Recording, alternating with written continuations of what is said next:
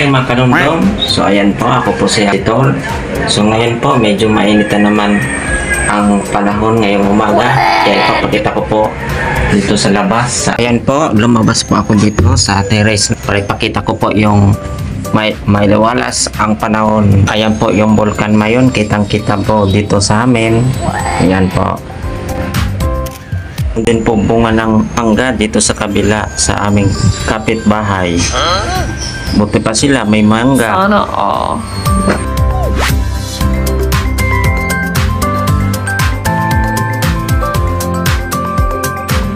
Din po dito bunga ng mga chiko. Wow! Yan po.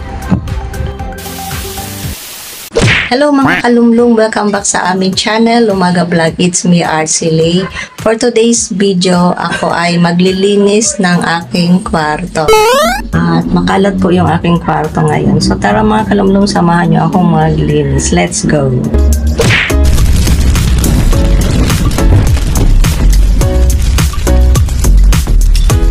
Alisin ko muna yan dahil meron ditong mga mga kalumlong, mga tipgay na galing dyan na hindi pa kasi yan na pinturahan. So medyo maingay po ngayon dito mga kalumlong dahil meron nagtatrabaho yan sa kabilang bagong bahay. Siguro nilalagyan na ng grills yung mga bintana. Pati din dito ay meron din ditong nagtitipgay. Ayan. Oh no! So, lilinisan ko din yan. Kasi ang baho pati ng amoy niyan. Kaya po makalat yung sahig. Dahil ako po ay naglilinis. So, pagpasensyahan nyo na.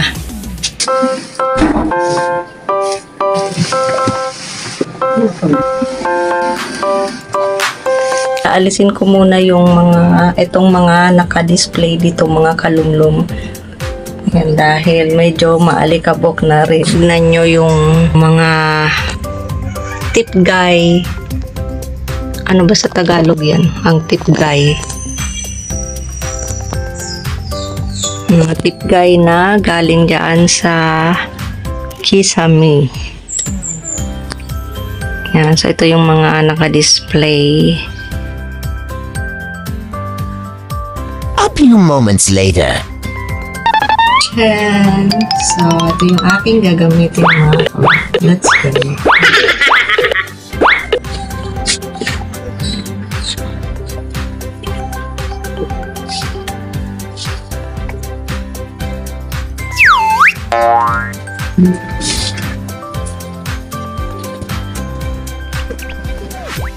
Nakaabot din na rin pala dito sa aking kama yung mga tipgay ng Kisame, mga kalumlong. So, nag-upa na rin dito sa aking higaan.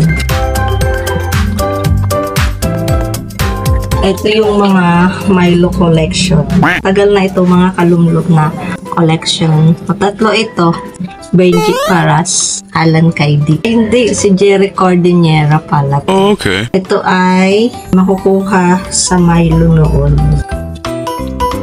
Ito naman yung giveaway ng birthday ni Even.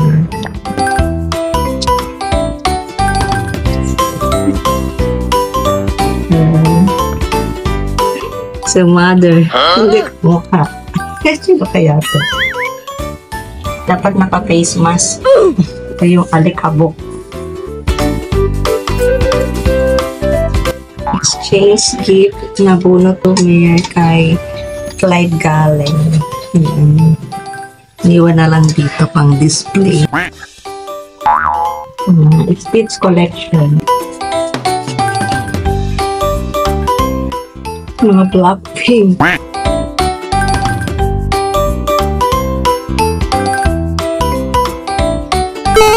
Layout ko na dito at dito ko muna nilagay sa higaan. Dito ay aalisin ko rin muna kasi aalisin ko yung mga alikabok at syempre yung mga tipgay.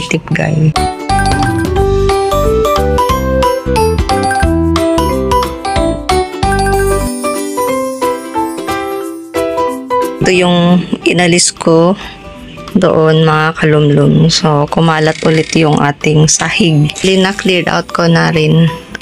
Yan. So, ilalagay ko na lang ulit itong mga gamit na nandito. Ayan, so ito yung mga bukbok. Mga bukbok. Ang baho ng amoy niyan. Bago tapos mag-ayos dito mga kalumdom, at inabot tayo ng lunchtime, so kain muna tayo. Kaya ba, ang sarap naman ng tulog ni Kapusa dito. Tulog na tulog ang pusa. Pinamigay na rin yung kanyang mga kuting-ting. Nag-isip.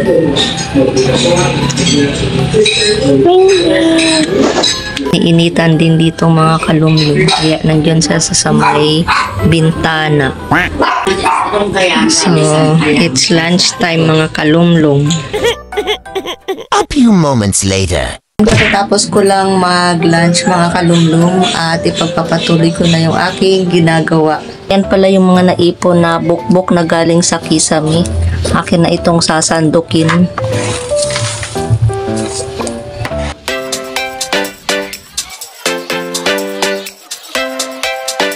Ibalik ko na pala yung mga display dyan. Nalinis ko na rin.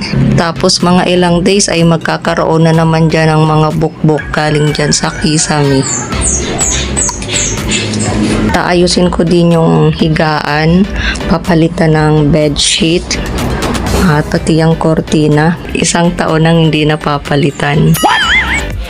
Tapos makalat pa rin itong lamesang mga kalumlum. Taayusin ko din dyan. Kumanhik na rin si Pusa. Tatambay dito. Labas na. Labas na. Papalitan ko muna itong bedsheet.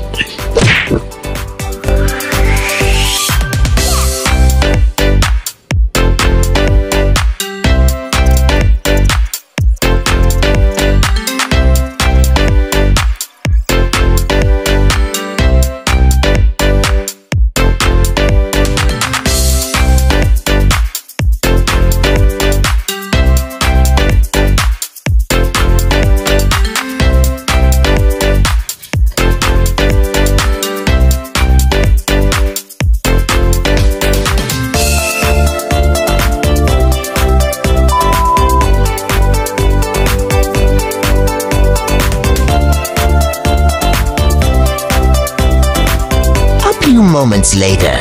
Ay tapos nang maglinis nitong kwarto at napalitan ko na rin itong mga cortina, tapos itong bedsheet at naayos ko na rin yung mesa. Ayan. At dito naman sa kabila ay naibalik ko na ulit yung mga inalis kong gamit. At naalis ko na rin yung mga alikabok, bukbok, or tipgay. Aliwalas na ulit mga kalumlum. At yung mukha ko na lang ang hindi aliwalas. Ayan, so hindi naman halata na favorite ko ang purple mga kalumlum.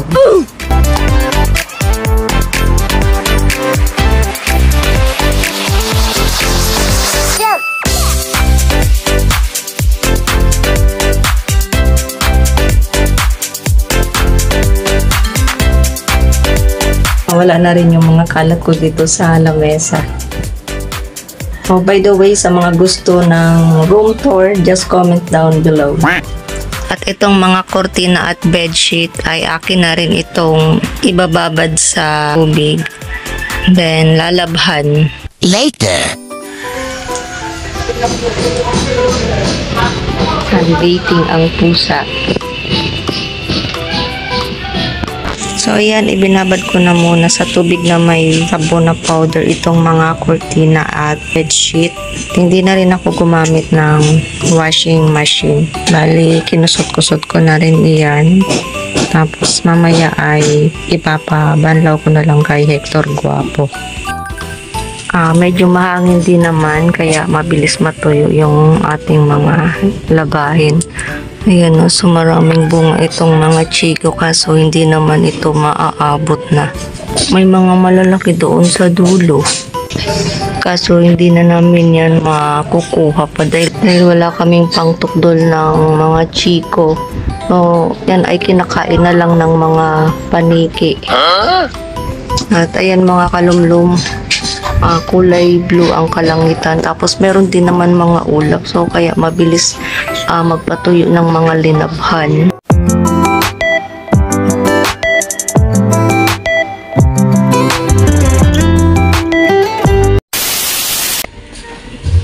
Ubus na rin pala yung tubig nitong container. So ito ay dadalhin na muna ni Hector Guapo dyan sa water refill.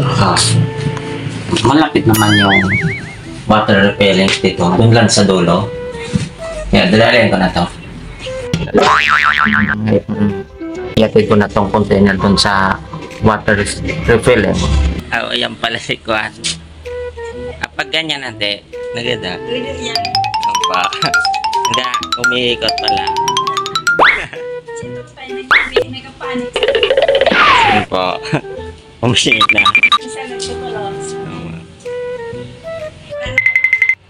Ay, pante. Pag-arag sa natin, nagakuan, nagda yan. Nagtadirect pala si Ringo. Yun po. Iatid ko po itong kuan sa elevar. Ngayon sa labas.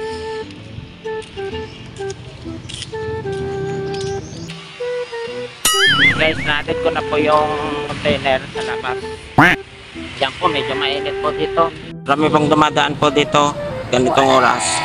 Mainit. Ayun. Mainit po. Dito po sa labas po ng kuwan. 3 hours later. Binabanlawan na ni Hector Guapo yung mga binabad kong kortina.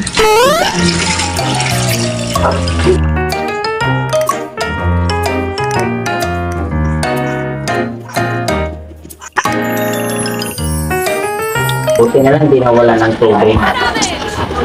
Nung isang tatlong araw, walang tubig. Pagkaga ni Hector Guapo, nilalabas na yung mga kortina. Parang araw na tubig. So, kaya kami ay nag-ibig na lang na hindi na ang hugas ng plato.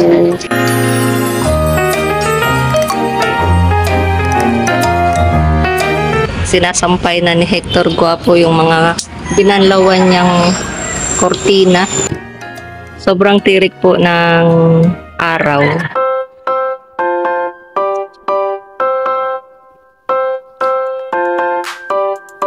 Umangit. Dali lang to tumayo. Magiging kanyan Hector Guapo na prinitong chinito. What? Ginito.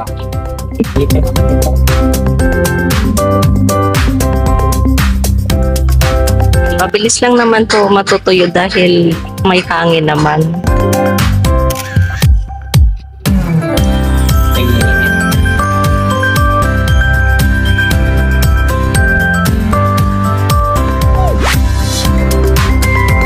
Matay na yung mga ibang halaman dito ni Elcat. Sobrang init. Tirik na tirik po yung araw mga kalumlum.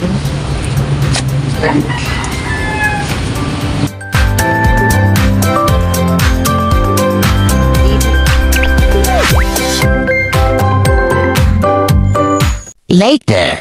Hello guys, kukunin ko na po yung inihatid ko kaninang umaga yung container. Doon sa refilling water. Kasakay po yung container dito sa motor. Tapos si Papa napa-andar na yung motor.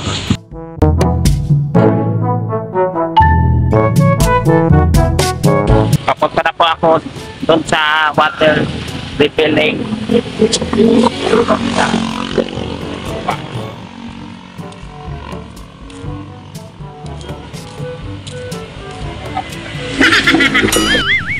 At dito pa kami bumibili ng water kay Nare.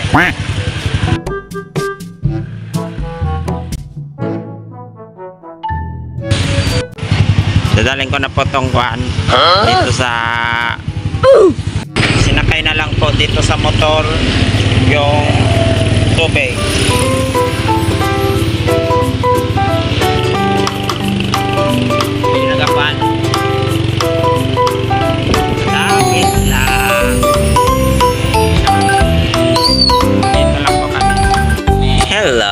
Nandito ka pala.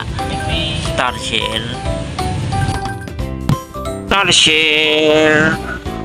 Wala yung amo mo. Asan yung amo mo? Lumabas.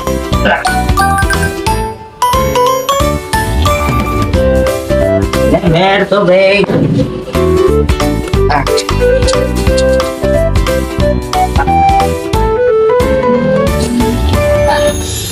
The next day. Hello mga kalumlong, welcome back sa aming random video vlog. Si Papa Ray ay magluluto daw ng Bicol Express. Bicol Express sa gata.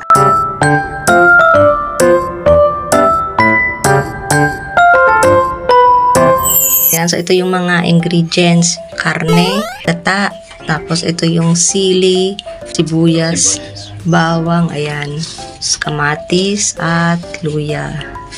At yung pepper. Nilalagyan na niya ng mantika, yung kawali. Yan, igigisa na yung ingredients. So, nauna na yung bawang. At nilagyan na ng luya.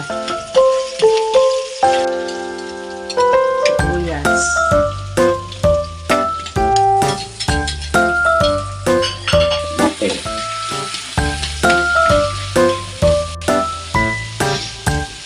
Ilagay na rin yung karne. Ang bango.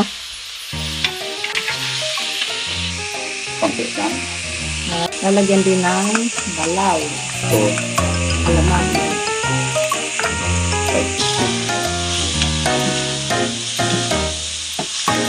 Naamoy ko na ang aroma ng niluluto ni Airpat na Bicol Express. I mean, yung karne pala na ginigisa. Ayan, tataktakan din ng paminta.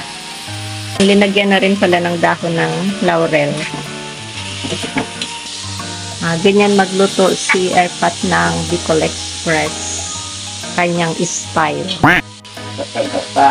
Lalagay na rin yung unang gata.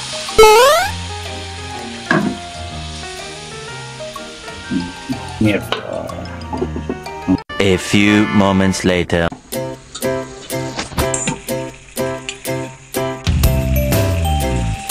Lagay ko na itong sili. Ayan. Halo-haloin para sumarap. At itong pangalawang gata.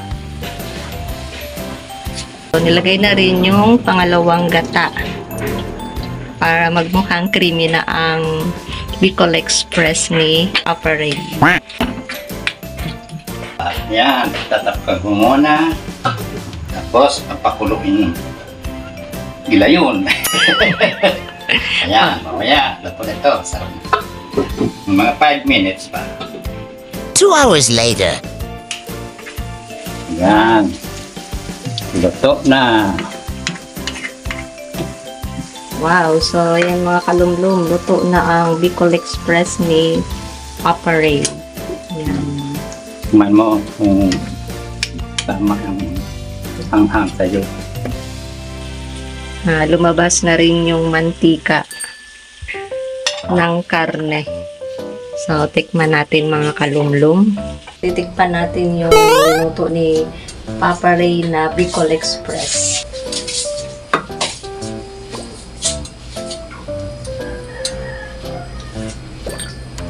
Oh, medyo mainit pa.